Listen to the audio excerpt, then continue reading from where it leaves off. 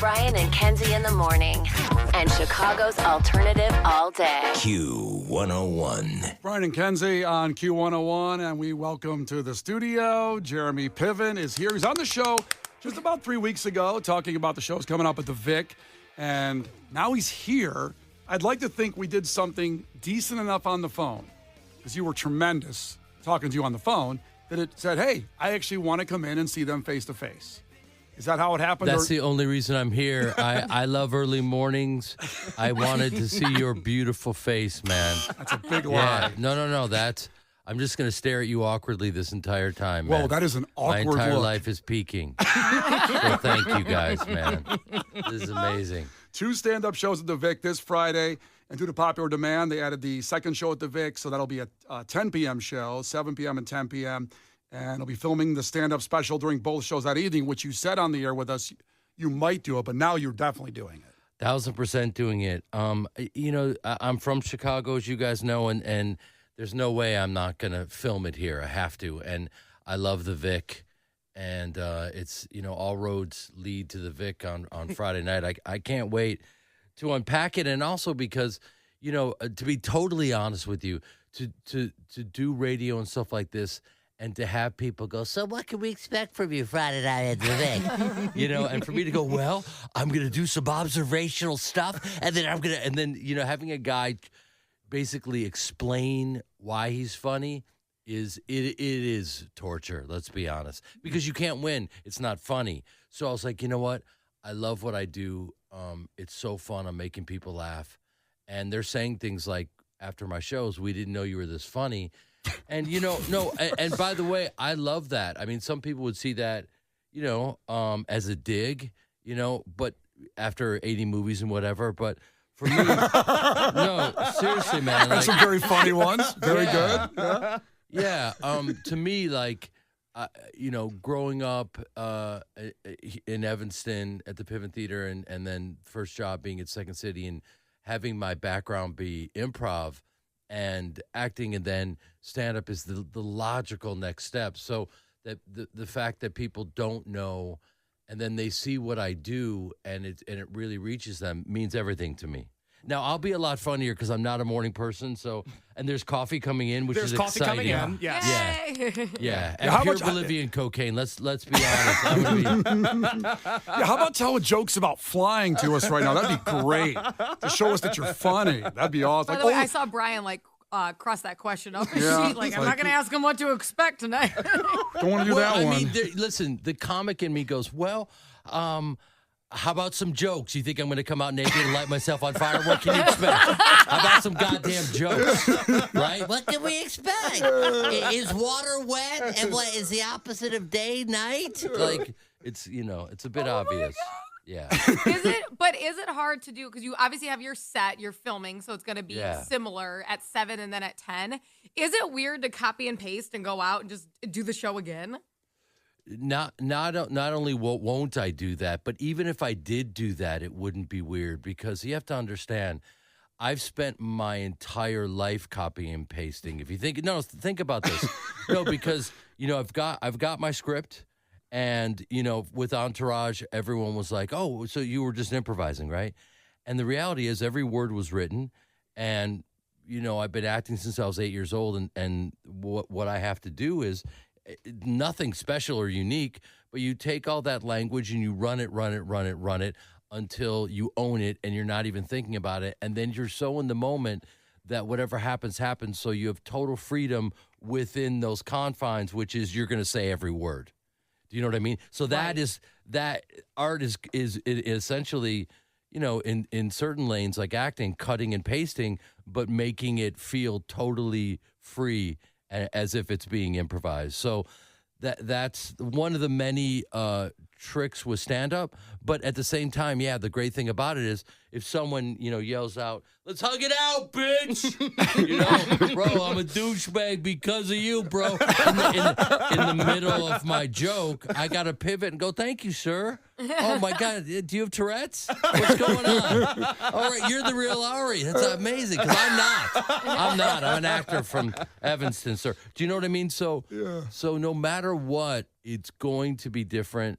And I would listen, I would never equate what I do with Robin Williams, but there are very few prolific actors who transitioned into stand-up, and he's one of them, and we don't know a lot of other ones, and because it takes so much time to become good at it, and you have to have that time. So I just kind of dedicated myself to this, been doing like 200, 250 shows a year. Wow, yeah, good just, Lord.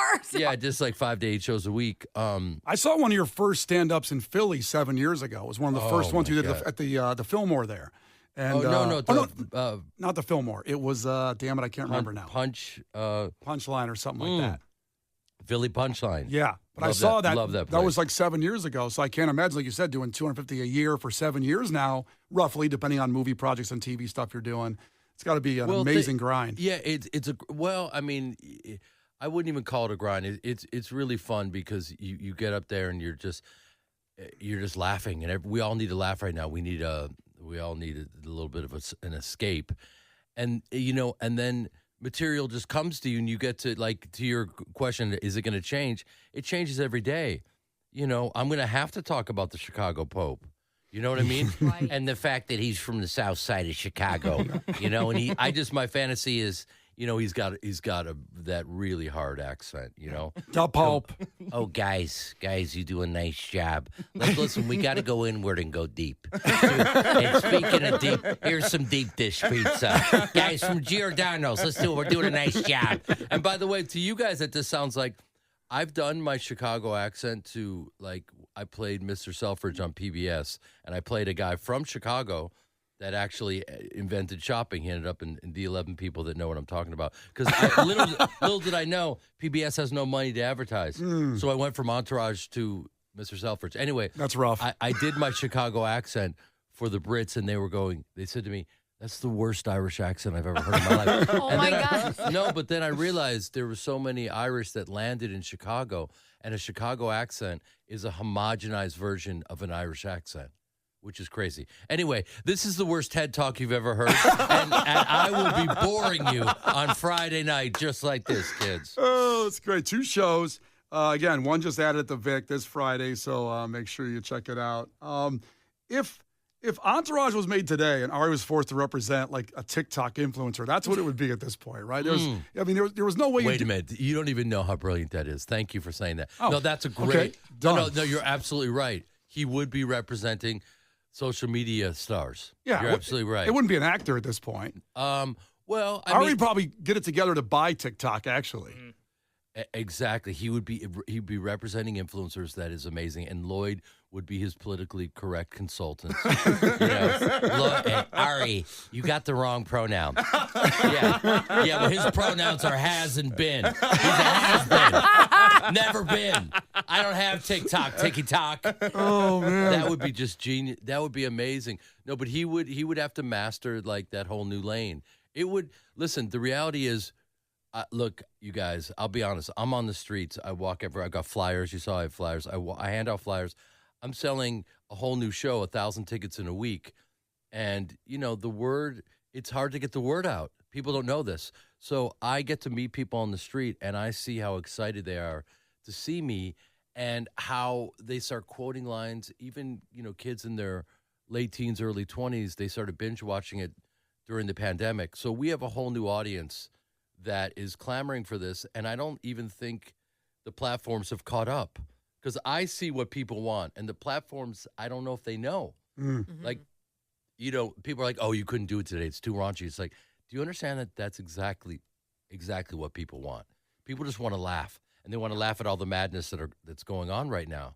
And so I think a show like that actually would do really well. Well, yeah, Entourage, Sopranos, and you might throw even like Rescue Me and Breaking Bad, all in that era changed TV. Breaking Bad was a little later, but still, all that changed what people do today without question and what they're able to do. Yeah, You'd be willing to reprise that role for the new take on it and be the TikTok influencer's agent? Well, I just think, I really mean that. That's a brilliant idea in the way that it's a very organic way to address how much things have changed. Because who is vital right now at this moment? It's those people, boxers are taking shots at Jake Paul, he figured out a way on YouTube to find an audience. Say what you will about him.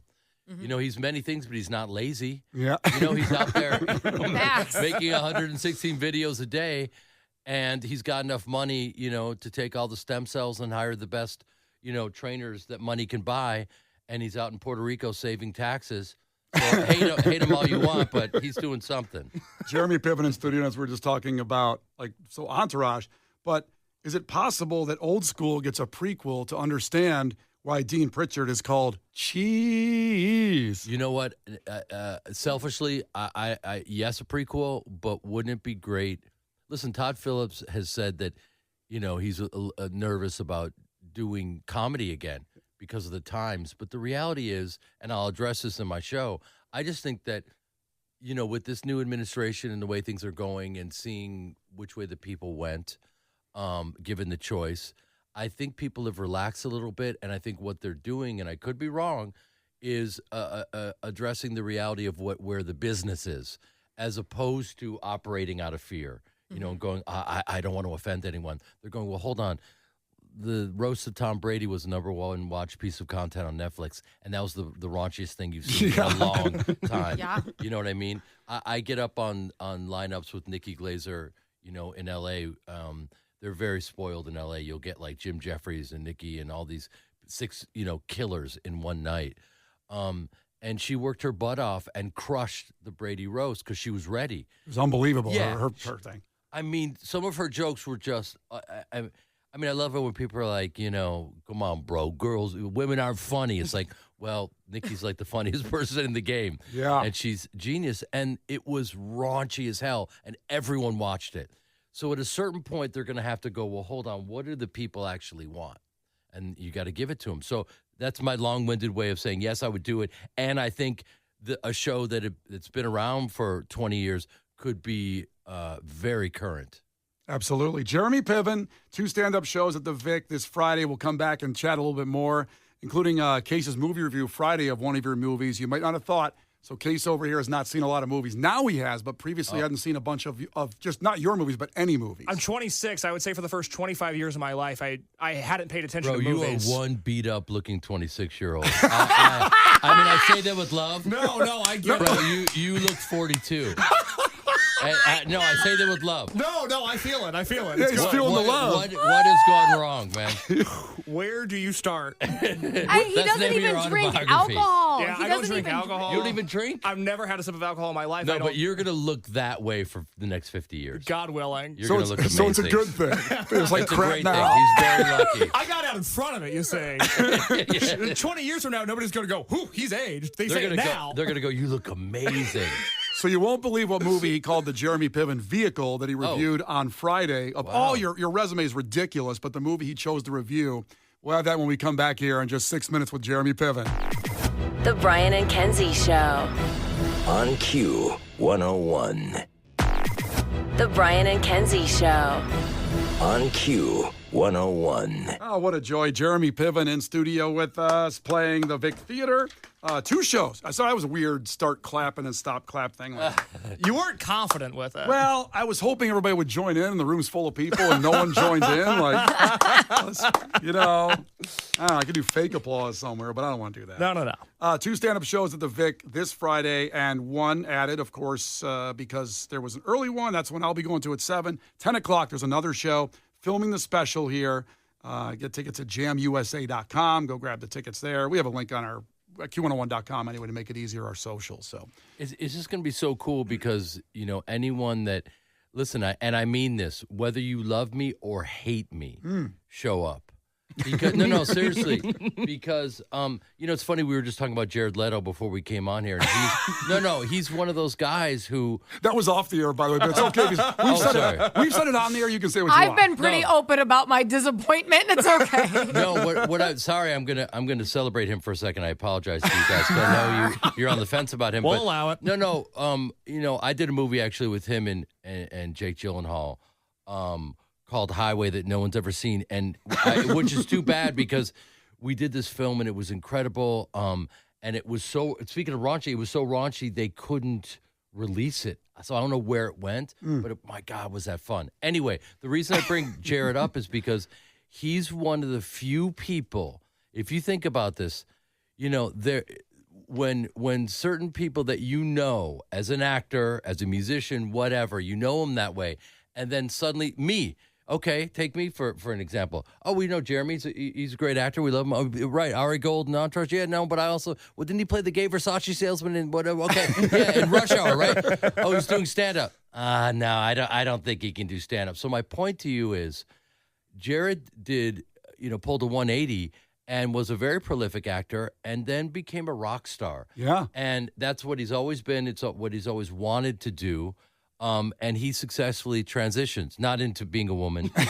You know what I mean? Yes. But what I'm saying is it's really hard. It's really hard. Jeremy Renner is a musician. It's hard for people to wrap their minds around him listening to his music. It's maybe very hard for people to wrap their minds around me doing stand-up. And yet, growing up, you could have gone and seen me at Second City, which is my first job out of college with Chris Farley in the 90s.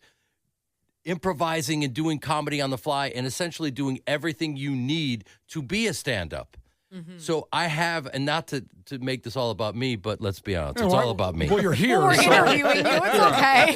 We've been doing Enough about me. What do you guys think about me? It would just be about us if you weren't here, so might as well be about you that you're here. You're right. But so I guess, my point is like, listen, I got up Saturday night, jumped up on stage at the Laugh Factory here and in the middle of a lineup, and it's really, really fun to me to perform and surprise people. And, their look, and then seeing them realize, oh, my God, okay, this is what this guy does. And so, again, whether you think I can do it or you can't or you have no clue, show up at the Vic and we're going to laugh our asses off. And you get to be a part of history, and certainly my history, which is I'm going to film this for my special, and I'm doing it in my home. I have a lot to unpack, and it's going to be, I'm not going to lie to you, it's also going to be emotional. Therapy session? Well, that's what stand-up is. Chappelle said to me, if you can't be funny, be interesting. You know what I mean? Be interesting,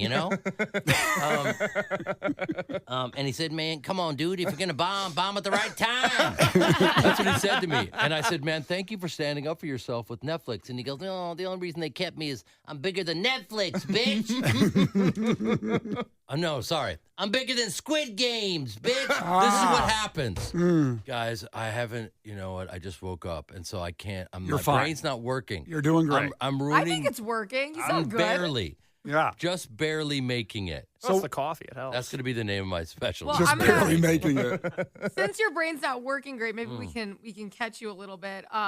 Is there anybody you don't like working with in Hollywood? You have all these people you've loved working with. You have all these great stories. Is there anyone that you're like, no, thank you? You know what? I made this clear on my podcast. I interviewed Malcolm McDowell, who played opposite me, played Sloane's father, basically, and was my nemesis. And I made it clear to him that, he really, really, that it was awkward, working with him, whatever he was giving me. And he just said, well, I was trying to twist the knife and get a performance out of you. And I was like, well, I think the performance was there, my man. I really was locked into the character. It was like season 5 when he showed up. Yeah. And it was like, literally, and I'd won 3 straight Emmys. Who's counting me? And he thought he would help me, with my character. And so I just was very honest with him. And listen, he's great at what he does, and we had incredible chemistry. Growing up on the stages here, one of the reasons, and I'm not just saying this because I'm in Chicago, but one of the reasons why Chicago actors, I think, have so much respect is because we grow up in this community where people show up. And so, there are 99-seat black box theaters that people are showing up at, and we get to perform for an audience, and you guys don't know what that means to us. It makes us better. We get our reps. And then so when we go, you should know, in Hollywood, people are like, oh, he's a Chicago actor. Oh, okay. And they take you seriously because the community supports us. And from the time I was 8 years old, I was on stage. And so, I didn't need Malcolm helping me. Okay? I got this. Believe me, I got this. And so, we kind of, it was an awkward moment on How You Live in Jay Piven, my podcast, because, I said to him, I hated you because of what he was doing to me. And he thought he was trying to help me. So but listen, the reality is no matter who you're working with or how you feel about them, you've got to do your best work and you got to try to get the best work out of them. Mm-hmm. And that's what he did by turning the knife on you. He was helping you. The scenes were incredible though, so you couldn't tell there was any kind of that going on. So that's fine. Well, no, he would say things and try to rile me up and take shots at me. And by the way, I was already ready to go. You know what I mean? Like I grew up on this stage. Yeah. It's I'm so comfortable and ready to go. And he even goosed me, so it was like I was just ready to pop. And I didn't need it, but anyway, you guys are sending me down the wrong path, by the way. Kenzie, keep going. Sorry. Kenzie, you're asking me to out people. Malcolm McDowell, 1. Okay, Who's name 2? all the assholes in your life. Listen, hey, we said Jared Leto was difficult for us, okay? It was fair. It Yeah, was an we're even even swap. Say now. it on the air. You just outed yourself. No, See what happened? You let us there. Kenzie? We're 1 for 1. We're even Okay. on outing people. Well, give us another one. No, kidding. No, Jamie Foxx is not difficult. Jamie Foxx is probably the most talented guy I've ever worked with in my life. Oh, wow. Yeah, by far. Just because Jamie's one of those guys where he's a true anomaly in the way that, he's a brilliant, unstoppable actor and his voice is incredible and he's a stand-up comic and he's an athlete. It's just like, well, come on, man, what's going on? Yeah. And he wrote and directed this movie and he and I starred opposite each other called All-Star Weekend and he's still holding on to it for some reason. And it's just this funny, raunchy comedy. It's like, come on, Jamie, let it go. Just let it go. So it's been sitting done and supposed to come out. Well, I looked it up real quick. It says this year, allegedly. Let's go. I mean, for the love of God, Jamie, let it go. All-Star Weekend. I'm a character that he and I are both from Cleveland, Ohio. We're repo guy. We repossess cars, and I'm obsessed with LeBron James. He's obsessed with LeBron. I'm obsessed with Steph Curry. We're on our way to the All-Star game. We're broke, but we're gonna make it over there. And madness ensues. Robert Downey Jr. is in it. Oh, wow. Gosh. And Benicio del Toro, Eva Longoria, Jerry Butler plays the villain. It's like, come on, man. Just Leonidas is in it too. Good Lord. But it's supposedly, listen, it's really raunchy. It's a raunchy comedy, but guys, that's what people want. So come on, Jamie. When did you film it? How long have you been waiting? 1923. We filmed it. It's a silent film. We do a lot of great mime. This is how long ago we filmed it. I mean, thank God Jamie and I we don't age that terribly, so we kind of look the same. You're looking at me like, bro, I don't know. Yeah, you're ripped on Case, so Come on now. I don't age like you, bro. Thank God for that. The way he was looking at me just now. No, if you pull up a picture of Jamie, this is how long ago we were filming this. When we were filming it, we were filming nights, and he was elected the first time. Oh, man. Yeah, my that's gosh. how long it was. So like 8 or 9 years ago, it's done? It's been a long time, man. Damn. But, Downey looks the same. Eva looks the same. We're all good. And also, LeBron is still, and Steph are still doing it. They're ageless. Problem is, LeBron was on the Cavs when that movie was filmed. He's on the Yeah. Lakers now. Exactly. You're going to have to do some reshoots. A couple. No, I say you do it like a period piece. Oh, yeah. You know what I mean? It's no different than Downton Abbey at that point. It's just a period piece. People used to ride Exactly. horses. What doesn't matter? You know what I mean? Whatever. Exactly. hilarious. Stagecoach LeBron. That's right. Yeah, it's fine. So Case reviewed movies. So we're here with Jeremy Piven and Entourage, Ari Gold, Old School. You're the voice in Cars, Harv in Cars. Shout out. I love Judgment Night, Black Hawk Down. There's movies, singles. I talked about how you stole a movie with a very short span when we talked to you the last time.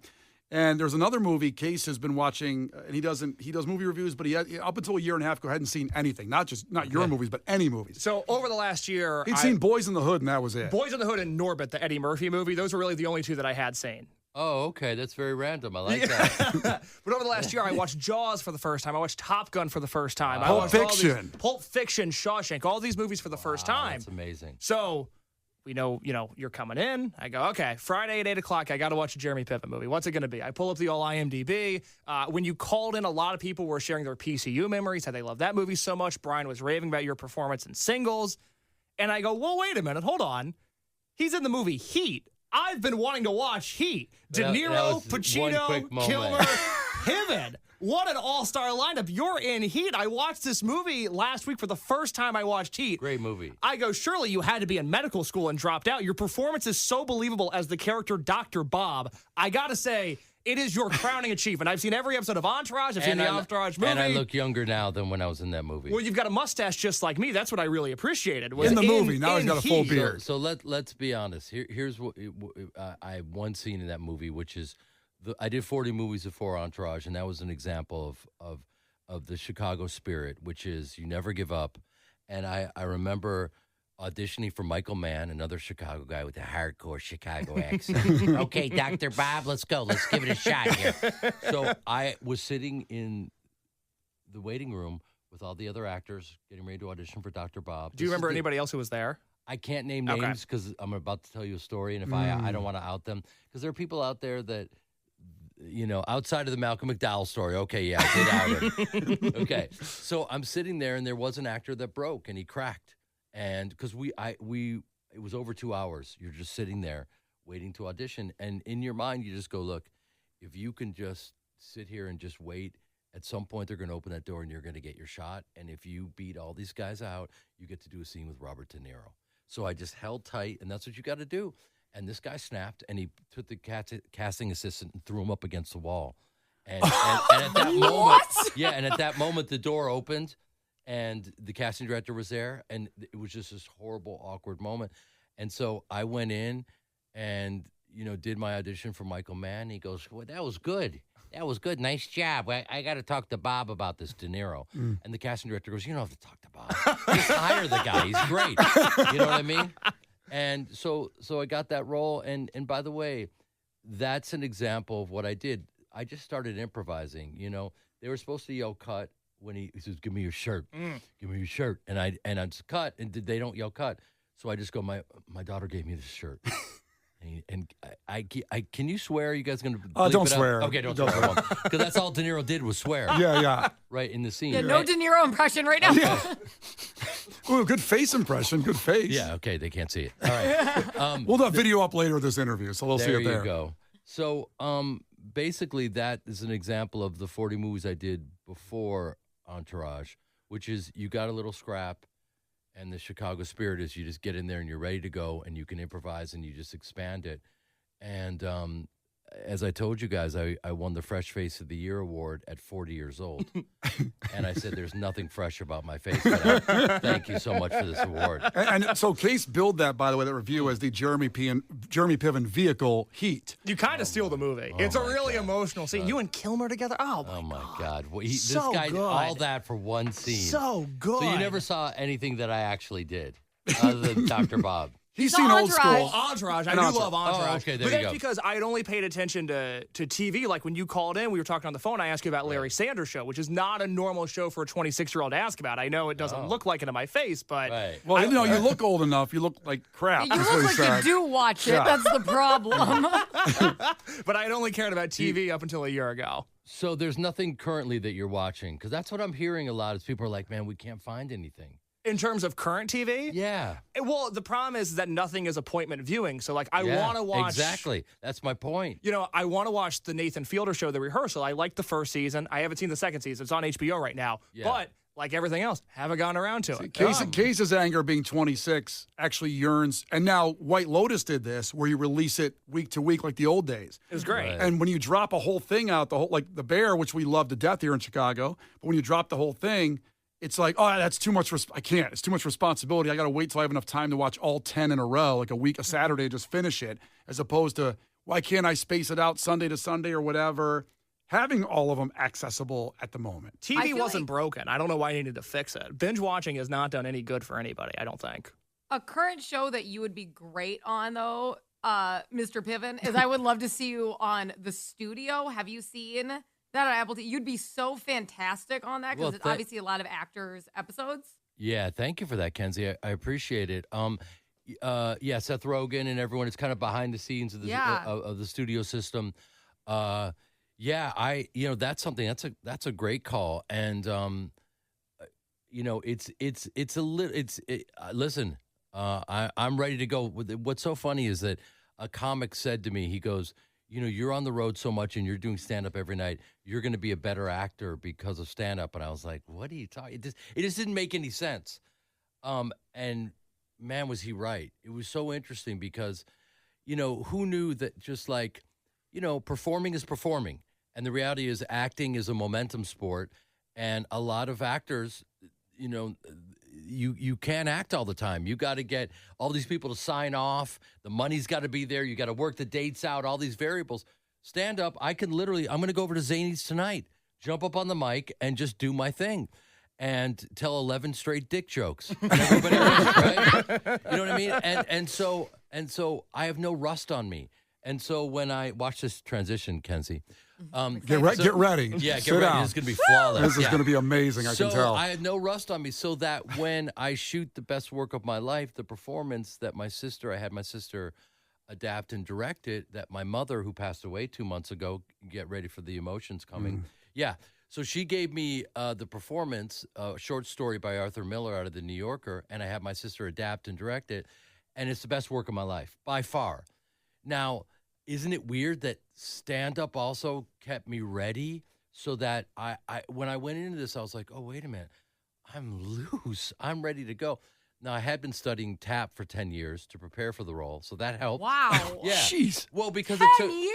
Well, you sound like... 10 years, you sound man. like me. 10 years. With Cusack. That was a funny scene. So, yeah, the reason it was 10 years is because we couldn't get the money. So every year you try to get the money because it's hard to do an independent period piece because they're costly. Every indie movie you're seeing in Nora, one of my favorite movies in the world, it's a contemporary movie. You can go shoot it for a cost. We've got cars from 1937. We shot it in Slovakia, blah, blah, blah. So it took us 10 years to get the money, and by the time we shot it, I was ready. So you kind of have to trust the universe that, and be on that timing as opposed to whatever you want. So, like right now, listen, the studio, you're right. There are some things that I could like effortlessly kind of jump into. So from your mouth to God's ears. Amen. Going back to Heat for a second, Denise. Oh, we're back to Heat. We're going back to Oh, Heat. my God. You did not think you would talk about Heat this much. He was I know that. done with it. So Denise checked in from Piatone and said that Jeremy Piven was on the mound at the Cubs game this weekend longer than he was in Heat. What a great point. Thank you very much. Oh, my God. It was not my finest hour. I'm really ashamed, and I apologize to you guys. Listen, I warmed up. I was ready to go. I looked at the footage. It's humiliating. The ball came out of my hand. Listen, all the players said, Ian Happ, all these guys, they all worked with me before. They talked me through it, and I bless them. I was overcoached because I was thinking too much. It's not their fault. It's my fault. That was not my finest hour, and I thank you. It was humiliating. If you look at the comments, it's the worst feedback I've gotten in my life, and I'm ashamed. And I'm going to make it up to all of you Friday night at the Vic. At least the Cubs won, so it's all good. No, they looked amazing. Yeah. They looked amazing, by the way. And you can't, all the comments are from people who will never get asked to do it, so you can't feel that way. No, but bless all of them, and I love the honesty, and leave it to someone from Chicago to make a good joke. Piatone specifically. I love it. Yeah. I love it that I had more time on that mound, humiliating myself. Jeremy Piven, 2 stand-up shows at the Vic this Friday, and due to popular demand, they added the second show at the Vic. That will be at 10 p.m. I'll be at the 7 p.m. show, the early show, and filming the stand-up special during both shows that evening. Tickets at jamusa.com. If they mention you guys in Q101, let's give them a free meet and greet. So if they mention it at the will call, so you don't have to pay for VIP, because VIP is gone, but forget about that, you guys. Every seat, there's not a bad seat in the house. Hell yes. Yeah. We got to get Kenzie well. And we got to get her out. Yeah. I know she's sick.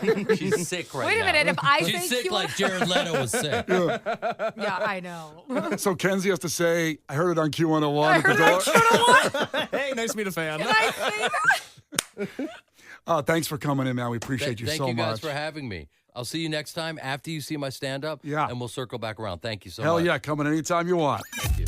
Brian and Kenzie in the morning. And Chicago's alternative all day. Q101.